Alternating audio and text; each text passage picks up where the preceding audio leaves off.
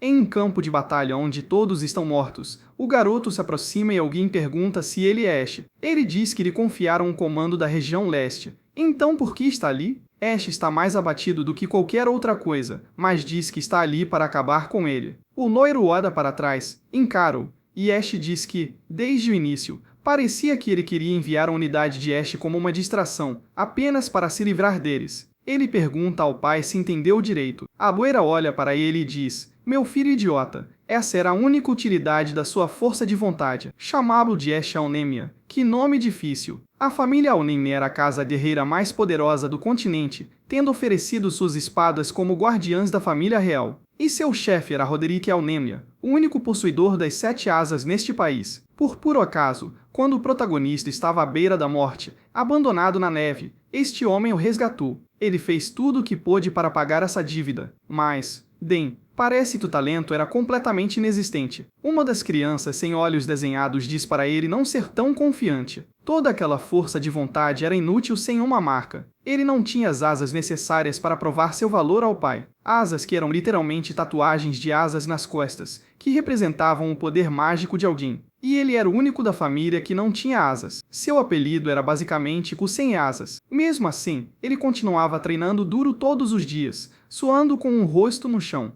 O garoto se matou de trabalhar, acreditando que a dedicação acabaria por recompensá-lo. Ele passou por toda a trajetória de Hockley e não ganhou nada. Que droga! Ele estava lá, escondido entre as árvores, observando o exército se aproximar. Foi nesse momento que ele caiu na emboscada. De volta com o pai, ele diz que não entende. Ele o seguiu e confiou nele até agora. Então, essa é a resposta que ele vai dar. A loira pergunta o que uma ferramenta esperava que fosse diferente. O trabalho dele terminou, então é hora de ele ir embora. O protagonista ataca, mas, poxa, precisamos que ele reencarne para que possa ter talento. Então o resultado é bem óbvio. Ele brande a enorme espada direto no pescoço do pai e acerta em cheio. Nossa, que humilhação! O pai nem se dá ao trabalho de se esquivar do ataque daquela coisa imunda. E logo depois o garoto é amarrado com correntes. E meu Deus, que brutalidade! Suas pernas e braços são cortados. Sim, ele grita de dor, cai no chão, manchando tudo de vermelho. Coitado! E são os irmãos dele também que lhe dizem para não se achar demais. No fim, ele fez o que tinha que fazer.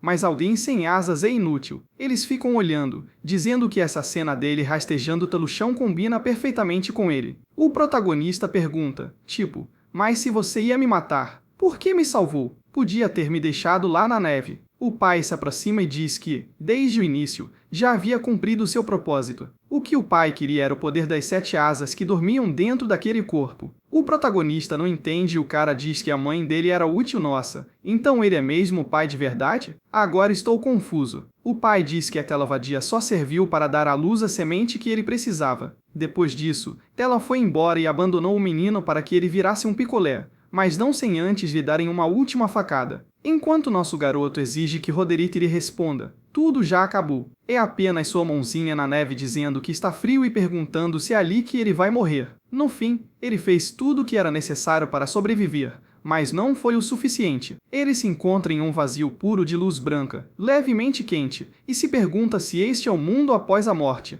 A cabecinha rechonchuda parece que está na hora do bebê chegar. Cara, ele tosse e percebe que não está no vazio. Esta é a realidade. Mas onde ele está? Ele mexe o dedão do pé e vê que seu pé está minúsculo agora. E sua mão também. Tudo isso faz parecer um bebê. Então ele percebe que realmente é um bebê e, quando olha para o lado, vê a comedora de ratos que lhe deu a vida. Nesse momento, ele parece usar algum tipo de habilidade de busca e ouve alguns homens a cavalo por perto gritando: "Temos que encontrar aquela vadia. Ela não pode ter ido longe nessa neblina." Lord Roderick disse que precisamos recuperar aquela criança. E foi aí que o protagonista percebeu que nada era coincidência. Mas espere, o que está acontecendo? Ele disse que Roderick quer um bebê. Estão procurando por ele, e é nesse momento que a ficha cai. Ele também foi encontrado ainda bebê em uma noite de neve. Será que ele por acaso voltou ao passado? De jeito nenhum. Isso seria algo totalmente inédito no gênero manhua. A habilidade de busca ainda está ativa. Ele está tentando se libertar dos braços da mulher, certo de que, se não sair dali, cairá nas mãos daquele cara. O garoto está usando toda a mana que tem, sabe-se lá de onde ela vem. Seu pequeno corpo parece estar em chamas. Ele consegue rastejar pela neve, mas também deixa um rastro, que será fácil de seguir mais tarde. Obviamente, é difícil respirar, e ele sente como se todos os seus membros estivessem queimando.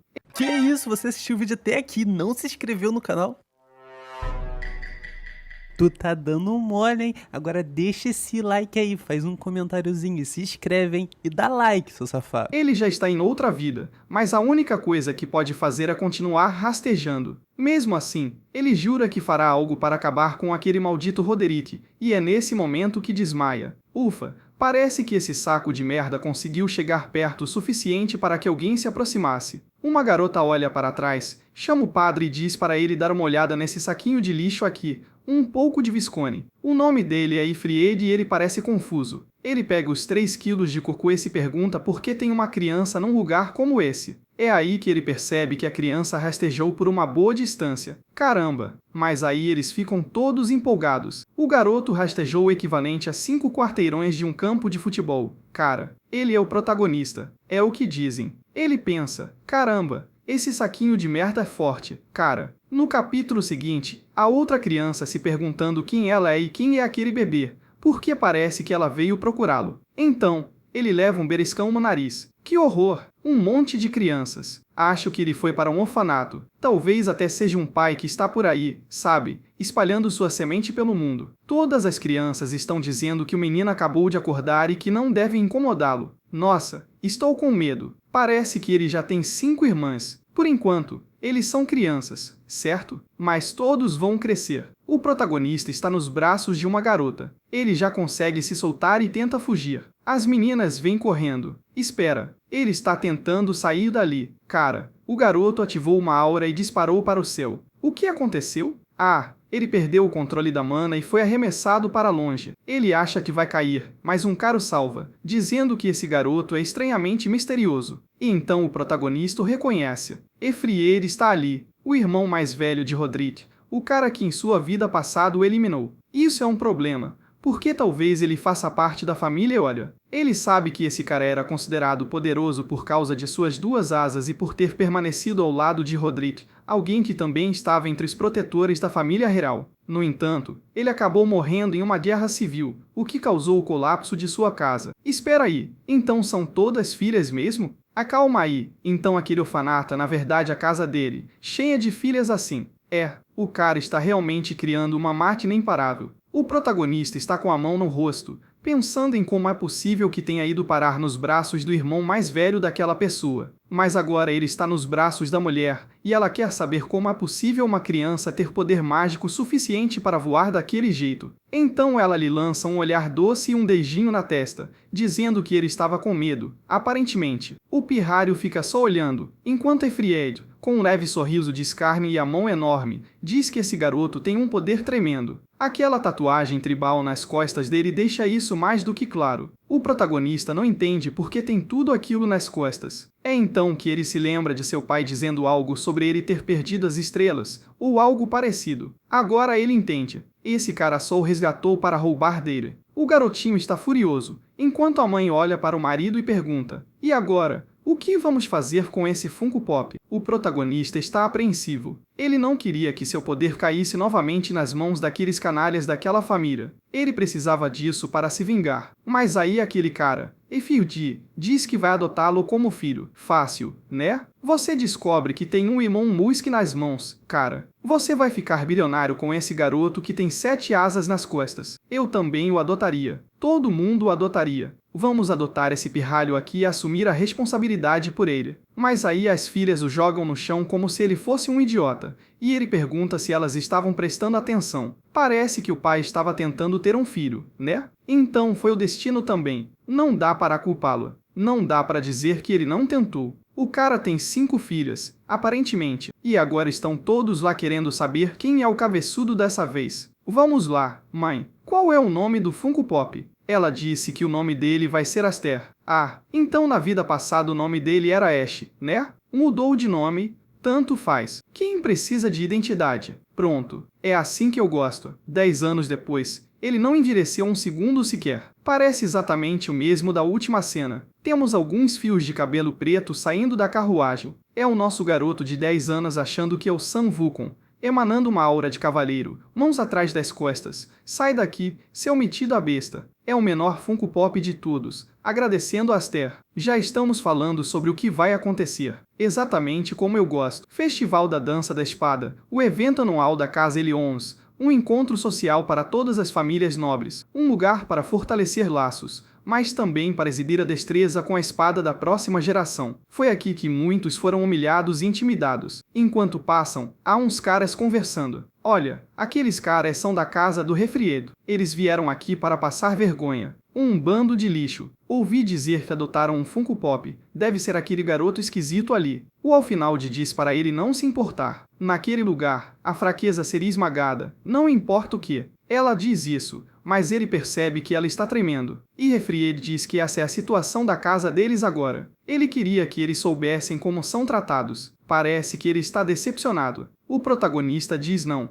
Isso é o mínimo necessário para que as coisas sejam divertidas. Ele riu, dizendo que era bom ouvir isso. O protagonista se lembrou imediatamente de sua vida passada, como a desgraça daquela casa. Obviamente, ele era humilhado lá todos os anos. É um lugar de lembranças amargas. Mas agora o garoto tem a tatuagem nas costas e o dia da vingança chegou. Lá em cima, numa janelinha. Olha só quem está ali. Corres em 1 e 2. Os desgraçados que cortaram seus braços e pernas. E o pequeno protagonista está ansioso para fazer uma estreia espetacular no evento. Uma troca honesta acontece no meio da arena. Numa era em que os cavaleiros reinavam supremos, era crucial ter força e graça. A força se manifestava na esgrima e a graça no reconhecimento. Ok, por um segundo achei que vocês iam dançar. Mas é um festival de dança, né? Os caras lá estão no ataque. Ambos avançam rapidamente. O protagonista diz que o segredo para ter força e a tal graça está na energia da lâmina. Então, o cara desfere um golpe e quebra a espada do outro. Obviamente, estamos falando das pequenas asas que ele tem na mão. Ah, ele as tem na mão. Eu pensei que elas estivessem apenas nas costas. Alfine está lá dizendo que é impressionante como sempre. É por isso que as outras irmãs nem quiseram vir. Quer dizer, sim, elas só vão aparecer para puxar o saco. O protagonista está meio abatido, lembrando-se da humilhação rotineira que sofria em duelos de espada, quando sua espada quebrava porque a do adversário era mais resistente. Mas, nesta vida, tudo mudou. Alfine pergunta o que está acontecendo. Ele está nervoso. Ela entende. Mas ele precisa se acalmar. É o primeiro festival de dança com espadas dele. Mas ele está sorrindo, dizendo que se sente nostálgico. Nesse momento, Efrid diz que precisa se retirar para dar lugar aos adultos que estão reunidos. Então ele deixará Alfine sob seus cuidados. Ela diz ao pai para parar de inventar coisas. Ela é mais velha que Aster. Ela é quem vai cuidar dele. E Efrid diz, seu pirralho, este lugar está cheio de crianças da sua idade. Então vá construir sua rede de contatos. Faça networking. Eu te encontrei na neve porque você é filho do irmão Nusk, né? Mas não deixe ninguém descobrir que você tem 7 asas, ou eles vão querer te matar, garoto. O protagonista diz que foi bom ele ter avisado, mas ele está sendo encarado por todos os lados. Vai ser difícil socializar num ambiente hostil como este. Ele se afasta, deixando para trás a irmã que o pai lhe pediu para cuidar 10 segundos atrás. Diz que vai fazer amigos. 2 bobones estão sentados no sofá, e o ruivo pergunta quem ele é. O protagonista diz que é um prazer conhecer o irmão Darius. Ele se chama Aster Elion, o irmão mais novo. Ele o viu de longe e veio cumprimentá-lo. O ruivo deu uma risadinha. Então ele é aquele idiota adotado, sabe? Encontrado na neve. Pobre pra caramba. O cara já tá agindo como Corinda, dizendo que é uma loucura colocar o nome da família em alguém como ele. O protagonista se lembra muito bem de quem são Darius e Grian, os 2 filhos legítimos desta casa, e os 2 fracotes que o mataram em sua vida passada. Pensar que ele tinha medo daqueles 2. No fim, é inegável. São apenas crianças fingindo ser adultos. Então Alfine liga para ele e diz que já chega. Ele já disse oi, então é hora de ir embora. Mas agora o inimigo dela aparece, não é? Alguém chama por Alfine. Ah, não. Pensei que fosse outra pessoa. Mas é o ruivo. E ele diz que, aparentemente, ela não está se escondendo atrás do pai hoje. Então, que tal ela começar a entretê-los lá? É uma ordem da casa principal. Cara, as ameaças de vocês, crianças, são muito maduras. sabia? Sei lá. Digam que vão dar uma rasteira nela, chamá-la de feia, roubar o chiclete dela, mas vamos pegar mais leve. A Alphine, porém, não está com medo. Ela diz que não existe relação de patrão e empregado entre as casas. Então ela se recusa. Ela puxa o protagonista e diz para ele ir embora. Ele ia se recusar, mas vendo como ela está tremendo, decide ir. Mas aí a ruiva pergunta se ele conhece a história de que o pai deles não conseguiu proteger o rei, mesmo sendo um cavaleiro, e por causa disso, o irmão dele teve que cortar o próprio braço. Ainda bem que ele não tem uma linhagem tão imunda quanto a deles. Foi aí que Alphine perdeu a paciência. Ela foi até lá para dar um soco no cara, e nossa, ele cuspiu vinho na cara dela. Meu Deus! Ela fica parada ali enquanto ele diz que o pai dela deve estar decepcionado por ter uma filha imunda que nem sequer será capaz de transmitir os títulos. São dois idiotas se pensam que este lugar é um salão de dança. Ninguém está lá para fazer amigos. O protagonista percebe isso. Droga. Ele realmente estava enganado quando veio para este lugar. Ele imaginou que,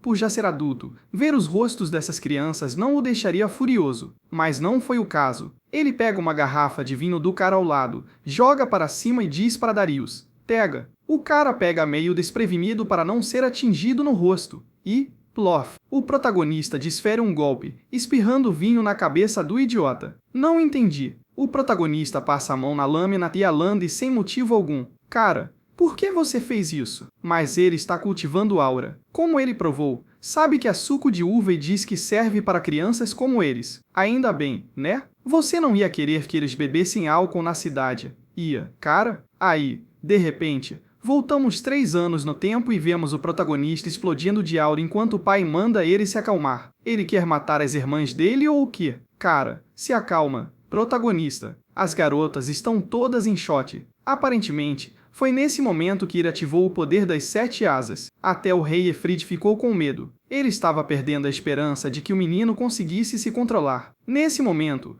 voltamos ao baile e um homem abre a porta dizendo que aconteceu um desastre. O cara da esquerda pergunta o que é. Eles estão no meio de uma reunião importante. Aí o homem diz que um garoto desafiou a casa principal para um duelo. Ele diz que se chama William e que ele e o cara ali não entendem o que aconteceu. Agora que estou reparando, ele realmente não tem um braço. Ele está lá, com uma aparência imponente, com aquela jaqueta sobre o ombro. Então Alphine entra gritando desesperadamente. Ele pergunta o que aconteceu. O barbudo, porém, está animado, dizendo que é ótimo ver uma briga entre irmãos assim. Não é algo que se vê todos os dias. Dependendo do resultado, o sucessor e o vencedor do festival de dança podem acabar sendo decididos ali mesmo. Darius levanta a mão, mostrando as 4 asas, dizendo que o garoto é um idiota por arrumar briga com a família principal. Todo mundo fica tipo, meu Deus, ele tem 4 asas, ele é muito foda. Ele diz para o garoto dar um passo à frente e mostrar seu potencial. Ou será que ele está com medo da humilhação que está prestes a sofrer? O protagonista diz que quem deveria ter vergonha é Darius, por se achar o máximo só porque tem uma marca na mão em vez de mostrar seu poder na luta, e o avisa que, se vencer, o garoto terá que pedir desculpas à irmã. Darius concorda, mas se o resultado for diferente, de agora em diante Aster será seu cão. Ele avança, dizendo que o garoto será tratado como lixo pelo resto da vida, e ataca o protagonista, que consegue se defender e é repelido. Mesmo assim, a espada de Darius treme levemente. Darius diz que hoje aprenderá a diferença de poder entre aqueles escolhidos pelos deuses. Alphine chama o protagonista, enquanto o barbudo afirma que é inegável que a esgrima de Darius ainda é bem ruim, mas por pior que seja, ele tem poder mágico suficiente para compensar. Se uma asa representa uma vela acesa, então a partir da 4ª, basicamente temos uma explosão de mana acontecendo. E Darius fica tipo, cadê aquele espírito de antes? Parceiro? Você não ia me fazer pedir desculpas? Ou era só conversa? Droga, ele vai lançar aquele ataque duplo por cima, pelas costas. O gordinho tem certeza de que a luta acaba ali mesmo. Darius acerta em cheio, mas o protagonista ainda consegue bloquear. O cara está em choque. Agora o garoto fica sério,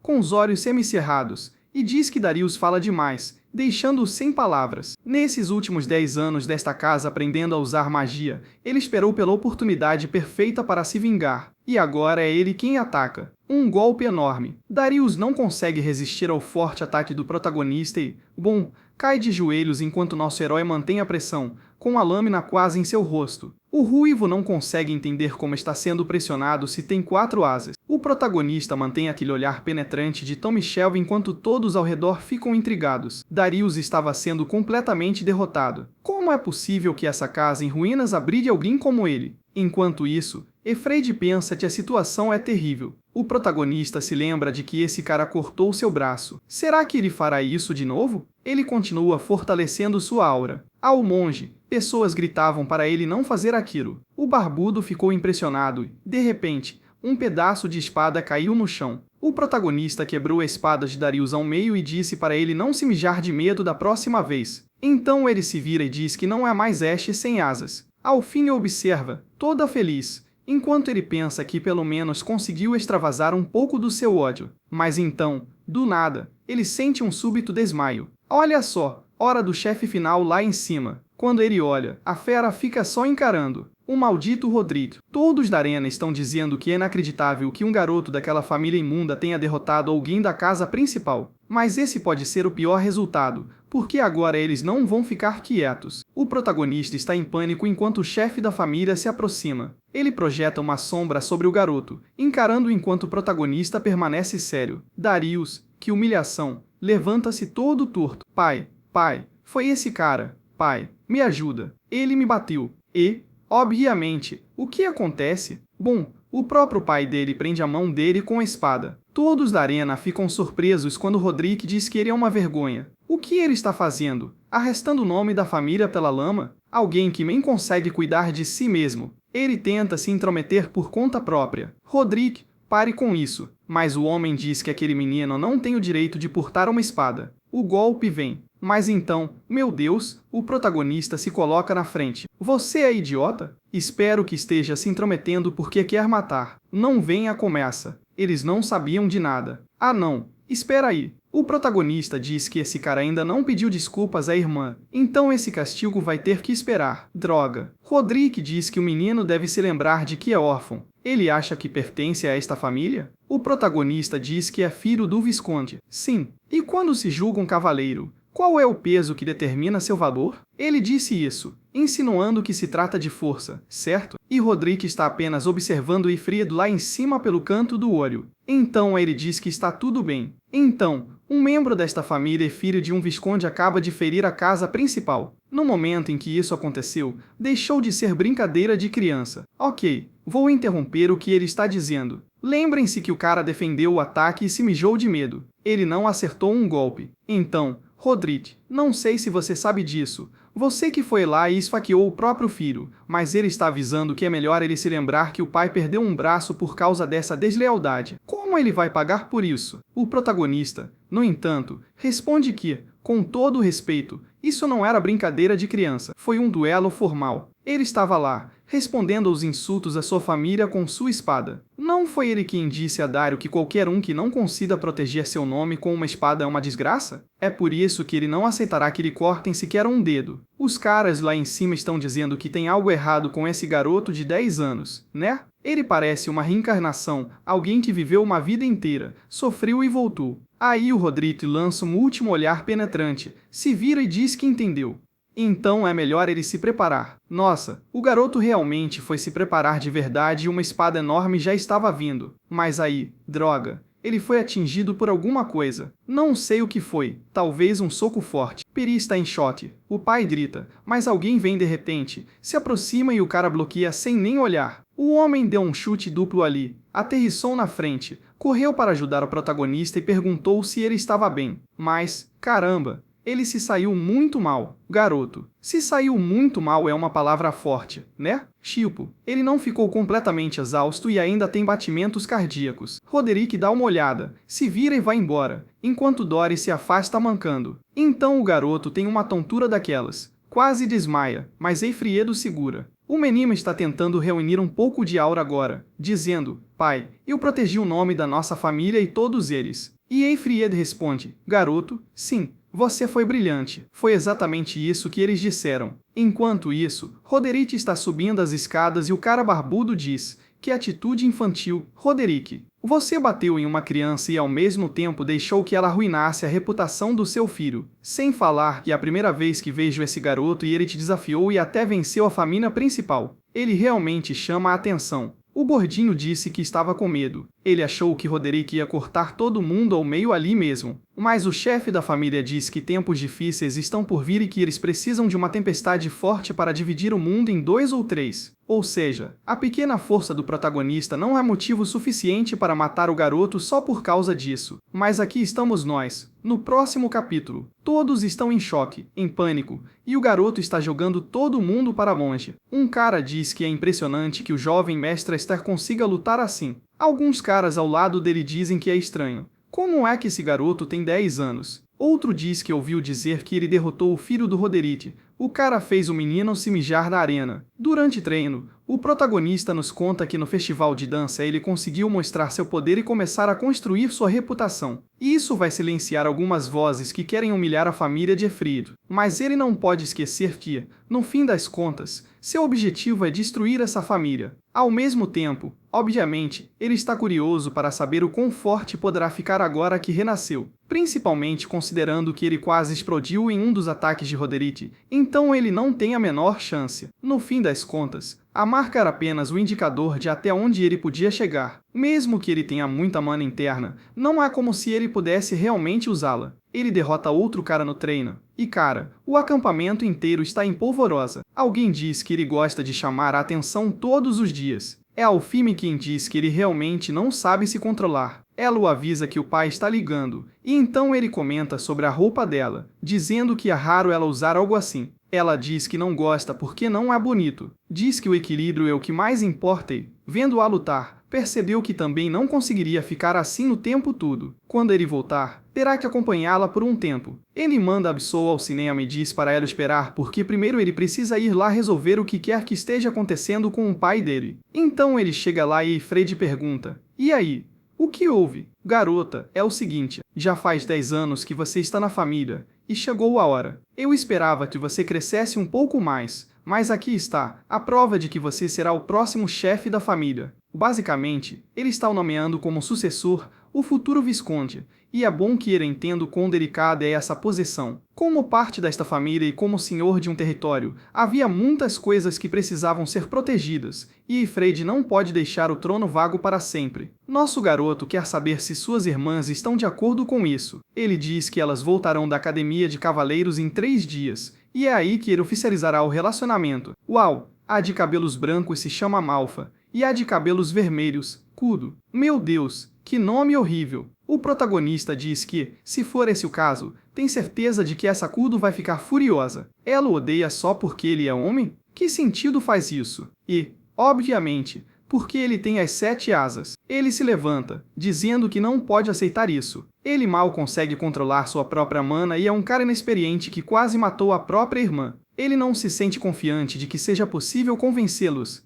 Fred dá um pequeno sorriso e diz que sempre duvidou que o boneco Funko Pop fosse realmente uma criança. É exatamente por isso que ele sabia que essa seria a resposta, e aqui está o verdadeiro presente que o deixará feliz. O pequeno protagonista se assusta. Cara, o sujeito entregou a ele uma espada enorme. Parece pequena dentro daquela caixa, não é? Ou estou viajando? Den, não sei se você gosta de facas, mas... Ei, né? É isso que importa. Ele disse que essa coisa tem o poder de controlar as 7 asas? É a espada mágica devoradora. Lá na floresta, o protagonista pergunta: "Ei, pai, você não podia ter me mostrado a espada grande lá atrás? Por que viemos até aqui?" Ele responde que é por precaução. Ah, porque da última vez ele destruiu quase a casa inteira. Então ele diz: "Esta é a espada lendária, Gran. Uma lâmina passada de geração em geração, e é como uma espadinha minúscula." "O quê? Você está zombando de quem usa espadas pequenas? O que importa é a habilidade. E além disso, esta é grande o suficiente para cumprir sua função quando penetra um corpo, não é?" "Sim." "Ah, ok. Tudo explicado. Eles estão brincando, mas é porque realmente é uma espada grande e quebrada." E o pai diz: "Olha, parece quebrada, não é? Mas se você aplicar força nela, ela cresce. É uma lâmina que muda de forma de acordo com a magia do usuário." Caramba, o cara lançou um Kamehameha e destruiu a floresta inteira. Isso é meio apelão, não é? O problema dessa espada é que, se sua mana estiver fraca, ela te drena e você acaba muito mais exausto do que ficaria com outra. É por isso que ela é uma lâmina infame. "Vem cá, garoto, pega." O pequeno protagonista pega a espada como quem diz, Espera aí, será que eu vou mesmo colocar minha mana nisso? Imediatamente, a energia começa a se acumular ao redor dela, criando aquele Kamehameha. Ele percebe que, estranhamente, a espada agora está absorvendo sua mana, e ele não precisa fazer nada. Então, de longe, os cavaleiros veem uma energia cortando os céus. Um deles pergunta: que diabos é isso? Um cometa caiu. Eles não entendem muito bem, mas Alfine tem certeza. Parece que essa era a resposta de Aster. O pequeno protagonista diz: papai, esta espada é excepcional. Ao que ele responde que o excepcional é o talento do menino e avisa que ninguém nesta família jamais teve 7 asas. Se ele dominar esse poder, um dia superará até mesmo Roderick. Obviamente, esse é exatamente o objetivo dele, mas seu pai o adverte de que grandes poderes trazem grandes conflitos. No momento em que descobrirem que o garoto tem 7 pequenas asas, todos o odiarão e o cobiçarão. Alguns tentarão apunhalá-lo pelas costas, e se ele não quiser se arrepender de sua própria fraqueza quando esse dia chegar, precisa se tornar mais forte e mais rápido. O pequeno protagonista pega na mão dele e concorda. Ele não quer viver miseravelmente como viveu em sua vida passada. Ele agradece ao pai e diz que sim, ele dominará as 7 asas e esta espada. 3 dias depois, a mãe nos recebe. Kudo e Malfa estão de volta,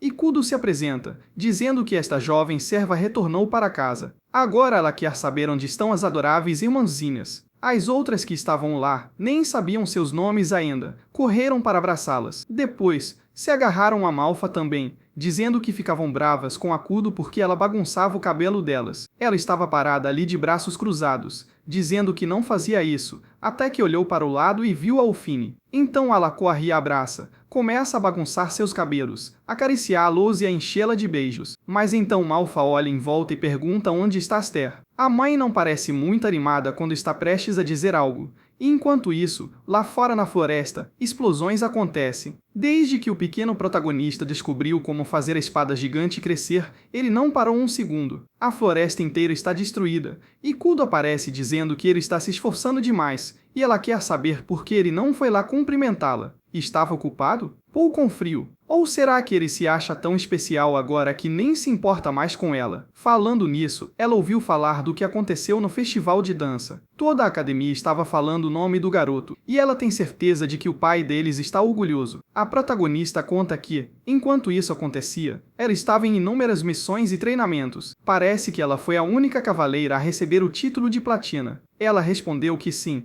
Obviamente esse era o mínimo necessário para que ela pudesse herdar o cargo do pai. E era sobre isso que ela estava ali para falar. Ela descobriu que ele recusou a oferta de ser o sucessor. Será que ele estava com medo de magoá-la? O garoto se pergunta por que alguém contou isso para aquele canalha, mas ele diz que não era sua intenção. Ele acha que ela é mais qualificada. Kudo diz que sabe que esse é o sonho dela, mas mesmo assim está sendo cruel. O protagonista não entende muito bem a situação, e ela brande sua espada e destrói uma árvore, como se estivesse querendo se exibir, não é? Mas, na verdade, ela acabou destruindo a floresta inteira. Ele quer saber por que ela o atacou. Por que ela está agindo assim? Ela disse que agora ele vai ter de mostrar para a irmã mais velha o que andou fazendo esse tempo todo. Eles vão ter uma brida séria. Ele pede que ela espere. Ele ainda não domina a espada. Ela simplesmente responde que, no campo de batalha, ninguém vai se importar com isso. Um cavaleiro precisa estar sempre pronto para lutar, então se ele não agir,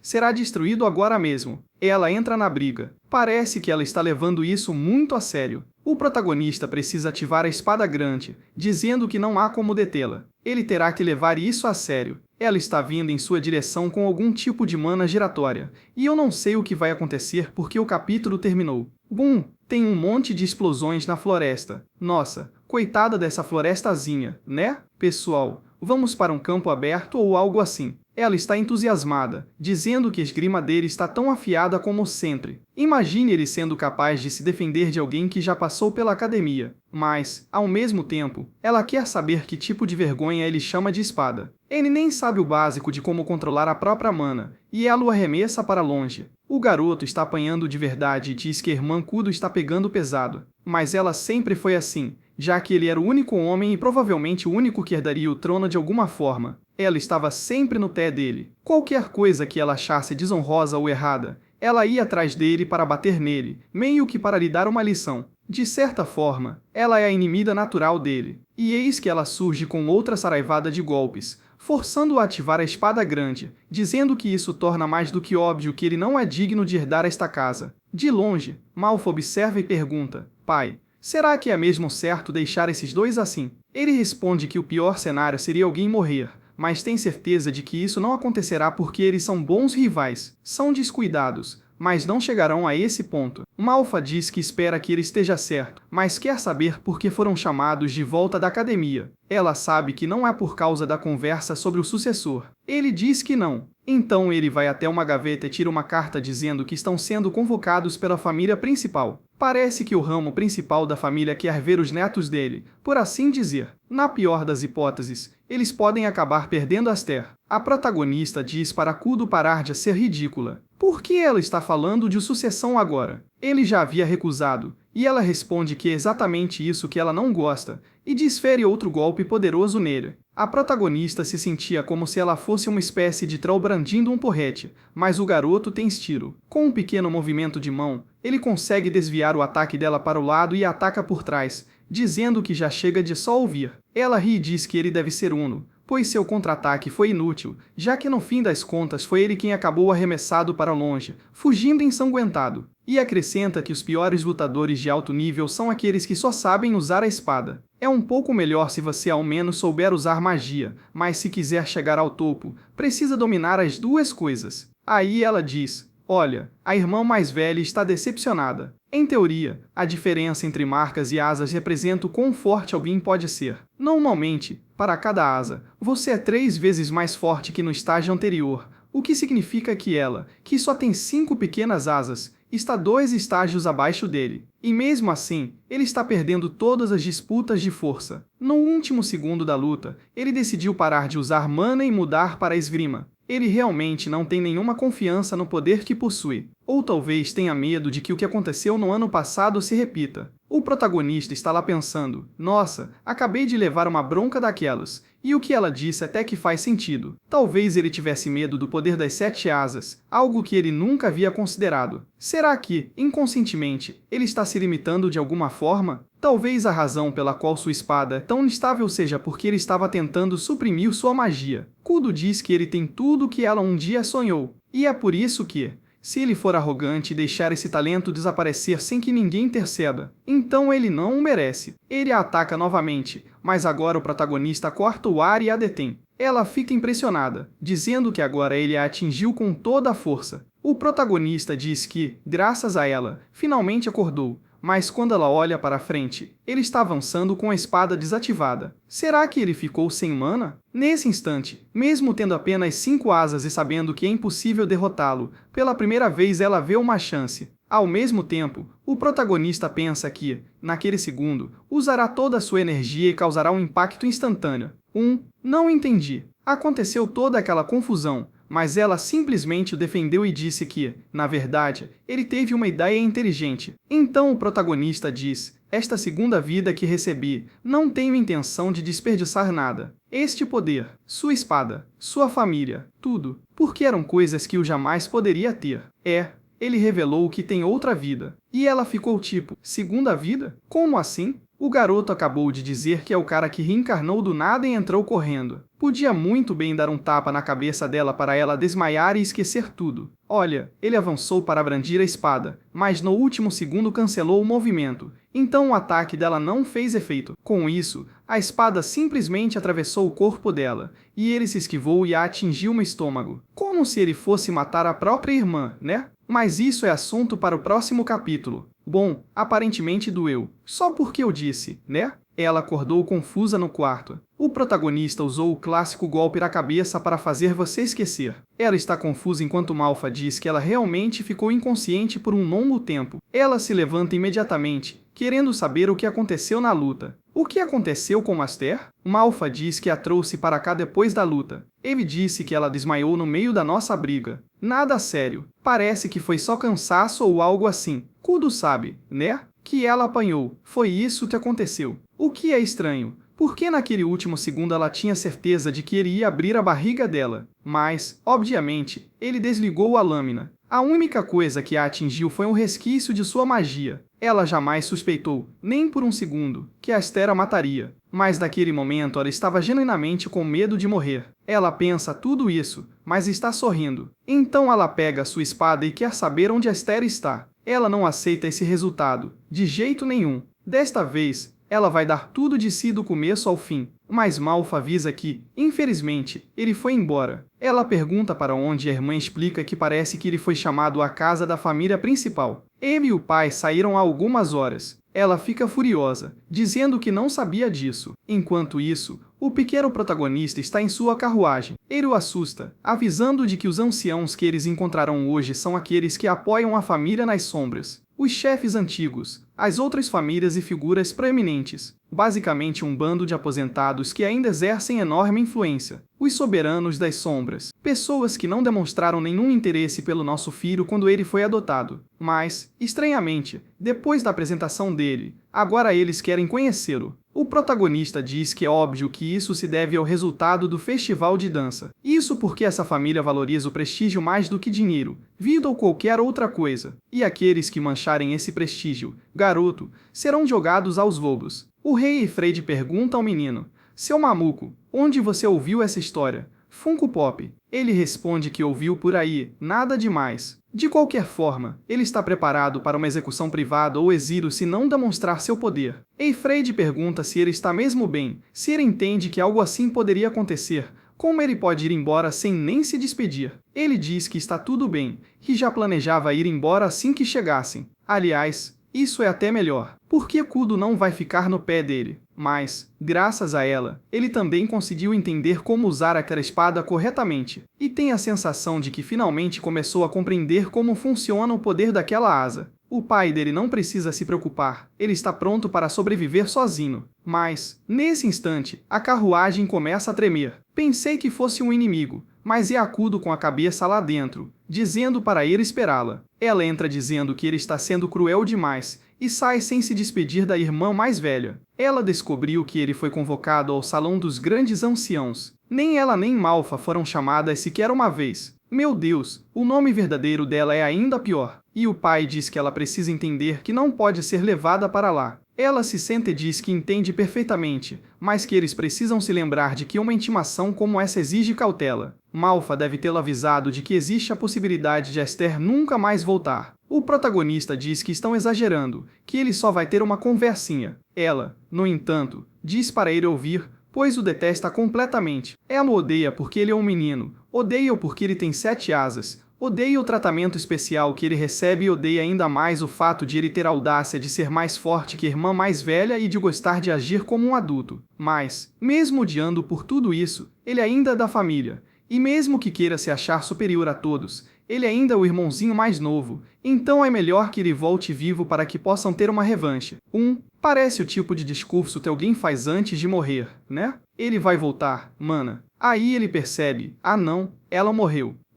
Disseram adeus, adeus minha garota, você vai morrer. Confesso que respeitaria o autor se ele tivesse coragem de simplesmente matar a garota. Os portões se abrem, recebem Ifrier e dizem que os anciãos os aguardam lá dentro. Os homens os cercam por todos os lados. Ele diz que não há necessidade disso, que conhece o caminho. Os cavaleiros, no entanto, dizem que isso não é permitido. Eles receberam ordens para escoltá-los rigorosamente. É mais do que óbvio que não foram chamados para mimar o menino. Mas, ao mesmo tempo, o pequeno protagonista sente nostalgia ao voltar para casa. Caminhando pelos corredores, que de repente se tornaram claros como o dia, o pai continua falando. O menino se lembra de que aquele não era lugar para perder a paciência. Não importa o que digam, mantenha a calma. Ele diz que depende de como os velhotes se comportarem. O pai diz que ele está ferrado, que se pensar assim, vai causar um desastre. O pequeno protagonista, porém, está olhando para o lado, vendo todos treinando. O pai está dizendo algo sobre ter cuidado, mas está distraído observando as lutas. Então eles entregam a espada e o homem lhe diz mais uma vez para ficar em silêncio e calmo. O portão se abre e alguém anuncia que Lord Ifried e seu filho chegaram. Alguém lá atrás diz que ele finalmente apareceu depois de 10 anos. Meu neto Ifried. Ele se ajoelha cumprimentando o sexto chefe, ou agora, o grande ancião. O pequeno protagonista então encara o sujeito que está por trás de tudo naquele lugar, a maior sombra dentro da família, conhecido como Xenus, e ao seu lado, todas as pessoas poderosas que exercem influência. Ele reconhece alguns rostos do festival de dança, mas onde está Rodrigo? O homem diz imediatamente que a pessoa que ele procura não está naquela sala. Ele é o líder dos cavaleiros que servem diretamente à família real. Ele não tem tempo para lidar com trivialidades. Ele chama isso de trivial, mas há umas 40 pessoas naquela sala. O protagonista pensa que, em sua vida passada, ele era tão desprezível dentro dessa família que nunca sequer viu o rosto daquele velho. Ainda assim, ele tem certeza de que, se tantos executivos estão lá, algo está acontecendo. Então Eifried lhe pede para explicar quais são essas trivialidades que os levaram até ali. Xenus diz que eles já deveriam ser capazes de adivinhar. O cachorro dele fez uma bagunça no festival de dança. O protagonista já tinha imaginado o que era isso. E Eifried diz que, se ele está falando do problema com Rodrigo, já foi resolvido. Mas Xenus diz que aquilo não passou de uma encenação para o público. Isso não muda o fato de que o nome dessa família foi manchado. O simples fato de terem acolhido uma criança adotada já foi um erro. Pior ainda, deixaram que isso contaminasse a reputação de todos. Eles não têm outra escolha senão exilar o menino. Nem mesmo Eifried e sua família sairão ilesos dessa situação. O protagonista pergunta por quê. Foi ele quem fez tudo. O pai dele não teve nada a ver com isso. Mas Eifried permanece em silêncio. Então ele para de falar. E o velho lá atrás diz que, de fato, ele não foi bem educado. Uma criança se intrometendo na conversa dos adultos. Ele não entende o nome que esta família carrega. As disputas e traições ao longo da trajetória rumo ao poder. Mesmo nesta sala, neste exato momento, muitos deles, porém, só querem paz. Ele precisa de uma garantia de que nenhum deles fará mal a esta família. Então ele diz a Eifried para se lembrar de quando ele falhou, arrastou o nome da família pela lama e foi punido quando Rodrigo cortou seu braço nesta mesma sala. Droga! Desta vez, eles voltaram aquele dia, mas agora cabe a ele cortar a garganta do menino. Se o fizer, este assunto será esquecido. Mas é claro que Eifried se recusa e diz que prefere perder a própria vida a matar o próprio filho. Xenus pergunta se ele tem certeza. Porque se for assim, então ele morre hoje. Droga! Ele vai morrer. A esposa, as filhas, todos. A casa inteira do Visconde será demolida. Todos na sala se afastam. Estão cercados por espadas. Até que o protagonista pergunta do que o grande ancião tem tanto medo. Ao ouvir isso, ele ficou um tanto surpreso, não esperando que eu ousasse falar daquela maneira. É patético como vocês, figurões, se juntam. Se tem tanto medo de que eu ameace a família principal, não importa se me banirem ou me matarem. Mas se ousarem tocar na minha família, estas 7 asas se tornarão inimigas de Elin. Então, tirei minha camisa, e os cavaleiros mais próximos de mim ficaram boquiabertos, pois viram que o totem alado em meu corpo tinha, na verdade, 7 asas. Velho, aconselho-o a pensar bem no que fará a seguir. Ao verem isso, os anciãos ficaram todos atônitos, incrédulos, mas sentindo aquele poder aterrador e palpitante. Não havia dúvida de que era o verdadeiro poder das 7 asas. O ancião-chefe, Zenith, ficou atônito por um longo tempo antes de se recuperar. Pequeno, você sabe o que o totem que nos mostrou implica? Não fingi ser modesto. Com arrogância, eu disse, quanto mais asas um totem tiver, mais surpresas as pessoas ficarão. Ao ouvir minha explicação, um dos chefes de rama não conseguiu conter uma risada e uma palma. Desculpe, esse carinha é realmente cheio de surpresas. Não é à toa que ele conseguiu bloquear o ataque do Duque antes. Então ele possui as lendárias 7 asas mágicas. Nesse instante, a hostilidade nos olhos de Zenith havia desaparecido por completo. Desde tempos imemoriais, os totens alados têm sido receptáculos para a geração de magia. Por meio da herança sanguínea, os humanos aprofundaram e fortaleceram ainda mais esse poder singular. Contudo, após dezenas de milhares de anos de reprodução e crescimento, ninguém jamais alcançou 7 asas. A única exceção é a raça élfica, com sua longevidade infinita. Ao ouvir isso, entendi a suspeita de Zenith. Você está dizendo que eu tenho sangue élfico? Zenith não negou. Se suas 7 asas mágicas forem reais, isso significa que você é descendente de elfos. Ao ouvir isso, meu pai também ficou bastante surpreso. Ele me resgatou da neve congelante e jamais imaginou que eu tivesse a linhagem élfica que tanto se dizia. Mas não me dei ao trabalho de discutir sobre minhas origens com esses anciãos. Sou filho da família do Visconde, então minha origem não importa mais. Agora, Tudo o que quero saber é se vocês têm a coragem de me ofender. Se eu for realmente expulso da família Elien, tenho certeza de que inúmeras facções me acolheriam de braços abertos. Entre elas, certamente haverá facções hostis a Elien, mas para vocês que temem a rebelião, eu já me tornei uma grande ameaça, ainda mais perigosa que o Duque Roderick. Então vocês deveriam querer me manter por perto. Ao ouvir isso, os anciãos não puderam deixar de suar frio, pois o que eu disse era absolutamente certeiro. Embora Elien seja uma família extremamente grande, internamente não há um bloco monolítico. Facções dos principais ramos das Forças Armadas estão disputando o poder máximo. Em minha vida passada, uma enorme guerra civil eclodiu por causa disso. Portanto, para reescrever o trágico futuro do meu pai, quero ao menos distinguir inimigos de aliados aqui, mesmo que isso signifique correr um risco enorme. E Zenith, que havia permanecido em silêncio por um longo tempo, finalmente se pronunciou. Pequena, você realmente acha que é tão valiosa assim? As 7 asas mágicas só existem em lendas. Ninguém pode provar que seu totem de 7 asas é real. E eu respondi sem recuar. Se você acha que é falso, então me execute agora mesmo. Mas a família perderá uma futura potência absoluta. E se eu de alguma forma sobreviver, uma guerra inevitavelmente romperá entre nós. Depois de dizer isso, observei atentamente a reação de Zenith, porque minhas palavras tinham o objetivo de provocá-lo. Afinal, um passo em falso e ele me executaria, junto com minha família adotiva. Nesse instante, o Conde Metis, chefe de um ramo da família, levantou-se. Que tal colocarmos esse garotinho à prova? Não queremos todos testemunhar o poder das 7 asas mágicas. Como a família mais poderosa do continente, Elien certamente tem 1 ou 2 campos de teste adequados. Percebi claramente que, embora o Conde Metis dissesse que queria que a família me julgasse,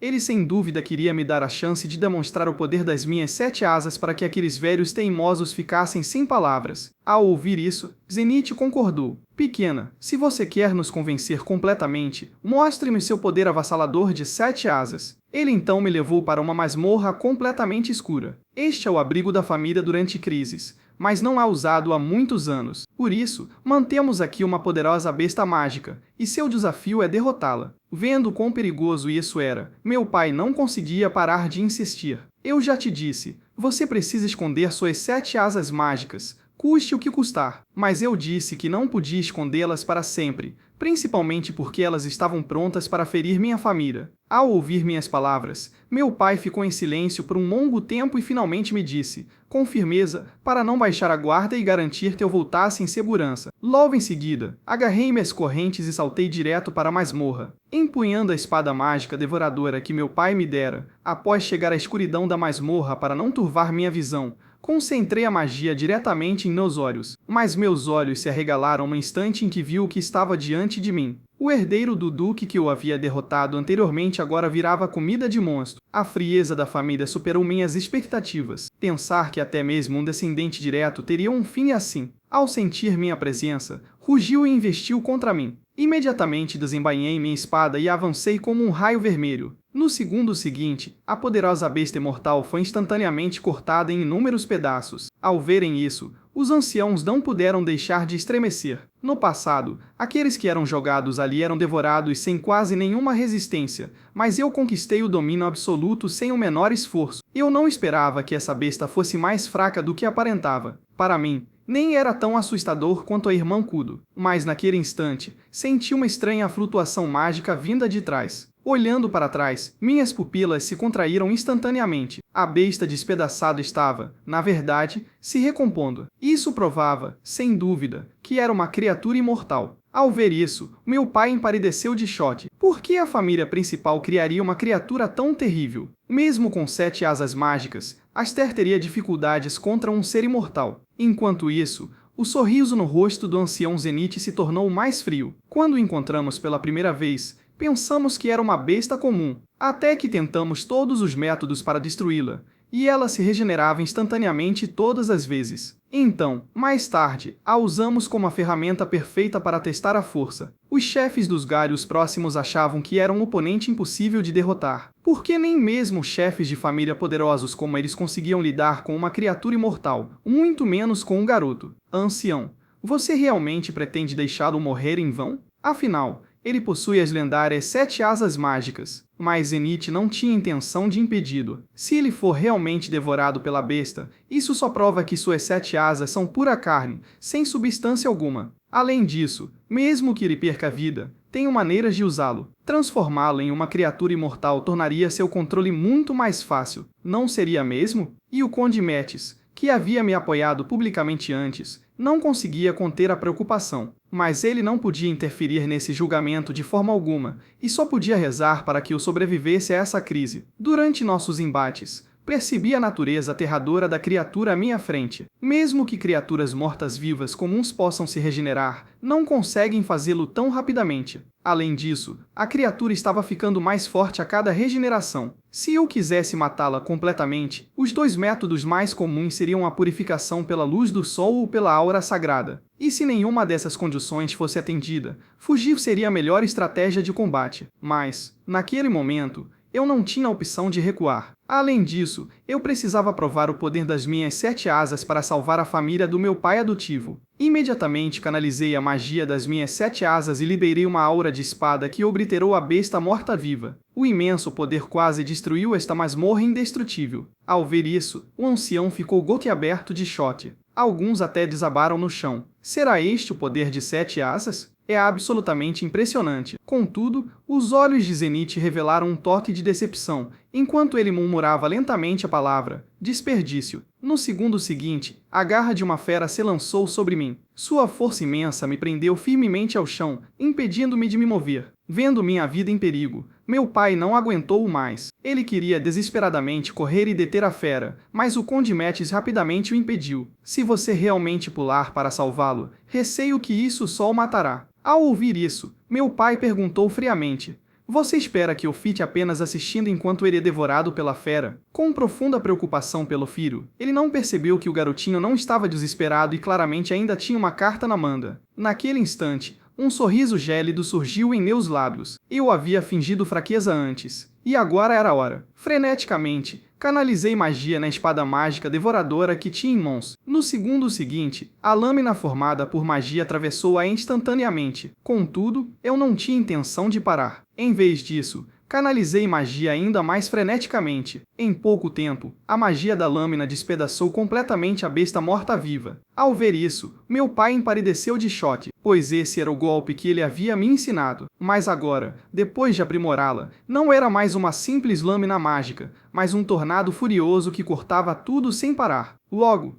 os anciãos ficaram chocados ao descobrir que a masmorra estava prestes a desabar devido ao impacto. Embora Zenith mantivesse uma postura calma e serena, seus olhos revelavam tanto desejo quanto apreensão. Seriam essas as lendárias 7 asas mágicas capazes de esmagar o poder de 6 asas? Que poder insano! Parece que esse garoto está usando magia para formar um vórtice e destruir a besta imortal. Mas, na realidade, dificilmente podemos chamar isso de técnica, porque isso exige uma quantidade imensa de magia, que só alguém com as 7 asas mágicas poderia alcançar. Ele então olhou para meu pai adotivo atrás dele e disse que ele havia criado um verdadeiro monstro. Meu pai adotivo respondeu que também estava bastante surpreso, jamais esperando que o crescimento do filho superasse em muito suas expectativas. Nesse instante, o Conde Metis perguntou a Zenith se minha performance havia sido aprovada no teste. Ao ouvir isso, Zenith não contestou, mas confirmou prontamente. Acredito que, depois de testemunhar isso, ninguém jamais questionará suas 7 asas mágicas novamente. Depois, Zenith me levou para um quarto. Durante nossa conversa, ele perguntou se eu estaria disposto a obter os direitos de herança da família principal. No entanto, recusei categoricamente, afirmando que meu único lar era a família do Visconde, liderada por meu pai.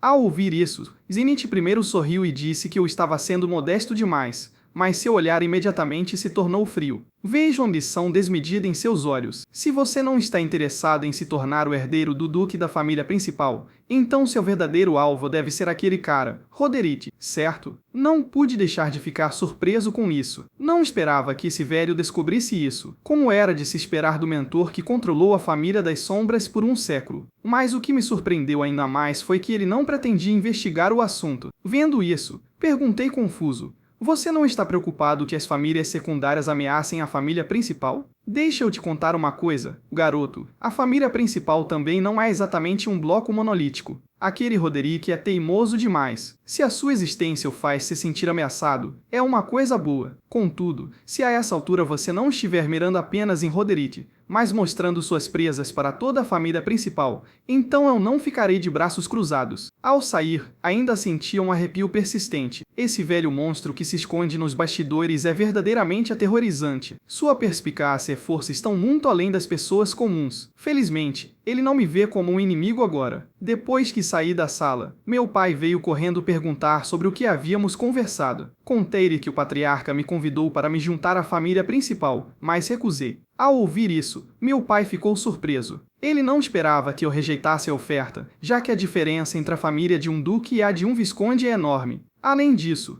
como família principal, a família do duque tem inúmeras famílias ramificadas sob seu comando, possuindo o maior poder do mundo. Nesse instante, o conde Metis também caminhou em minha direção. Perguntei-lhe por que havia escolhido me ajudar antes. Se ele não tivesse sugerido o teste na masmorra, eu poderia ter corrido perigo real. Mas ele apenas acenou com a mão, indiferente. Disse que simplesmente não suportava a ideia de a família ser tão severa com uma criança travessa. Então ele colocou a mão no meu ombro. A partir de hoje, você é o filho mundialmente famoso das 7 asas. Todas essas poderosas famílias secundárias, patriarcas e nobres estão de olho em você. Alguns querem te conquistar a qualquer custo, enquanto outros planejam te eliminar antes que você cresça. Então, de agora em diante, seus problemas provavelmente virão como uma onda gigante. Virei-me para encará-lo e disse seriamente: Então, Conde Metis, o senhor também é um deles? Ao ouvir isso, ele ficou surpreso, não esperando que eu perguntasse tão diretamente. Então, orgulhosamente, disse que era diretor da Academia de Cavaleiros. Naturalmente, não queria ver um jovem promissor fracassar. Em seguida, apontou para um ancião loiro não muito longe, dizendo que aquela pessoa era igual a ele. Pequeno, estou ansioso para que você se junte à nossa academia. Até lá. Ao ver isso, não pude deixar de suspirar. Esse cara é mesmo um esquisito imprevisível. Nesse momento, meu pai deu um tapinha no meu ombro, aliviado. Vamos logo para casa. Sua mãe e suas irmãs estão muito preocupadas com você. Respondi, sem jeito, que precisava trocar de roupa primeiro. Caso contrário, se minha mãe me visse coberta de ferimentos, provavelmente desmaiaria de tristeza. Entretanto, do outro lado, um cavaleiro relatava a Roderick que o jovem mestre Darius havia morrido durante o julgamento do ancião. Mas, ao ouvir a notícia da morte de seu filho, Roderick pareceu não se importar. O filho do meu irmão, o Visconde Efreide, também participou do julgamento. Qual foi o seu destino? Ao ouvir isso, o cavaleiro relatou toda a sequência de eventos. Ouvindo isso, Roderick falou lentamente. Como esperado, as 7 asas demoníacas de fato residem dentro de seu corpo. Dado seu ritmo de crescimento atual,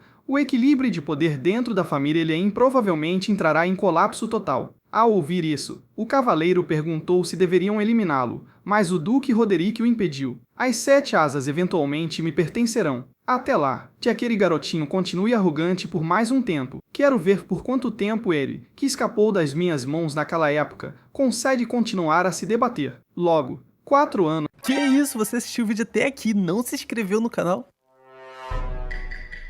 Tu tá dando mole, hein? Agora deixa esse like aí, faz um comentáriozinho, se inscreve, hein? E dá like, seu safado. Se passaram num piscar de olhos. A área de inscrição da Academia de Cavaleiros estava lotada de pessoas. O instrutor responsável pelas admissões disse: primeiro, preencham um formulário de inscrição. Depois, mostrem seu totem de asa. Não permitiremos que ninguém sem poder mágico se inscreva. Nesse momento, ele se assustou ao ver meu formulário de inscrição, pois percebeu que eu pertencia à família mais poderosa do continente, Elien. Expliquei que, para evitar pânico, era melhor não mostrar meu totem alado, já que o diretor da academia me convidou pessoalmente. No entanto, assim que cheguei, um convidado inesperado se aproximou de mim. Não o vi por aqui nos anos anteriores. Parece que está a sua primeira vez fazendo o exame da Academia de Cavaleiros. Embora eu não saiba a qual família nobre você pertence, este não é lugar para brincadeiras. A Academia de Cavaleiros é um salão supremo onde apenas a elite da elite pode entrar. Os cavaleiros que se formam aqui se tornam honrados cavaleiros do reino. Não me dei ao trabalho de ouvir o sermão dele. Simplesmente respondi, com ar descontraído, entendi,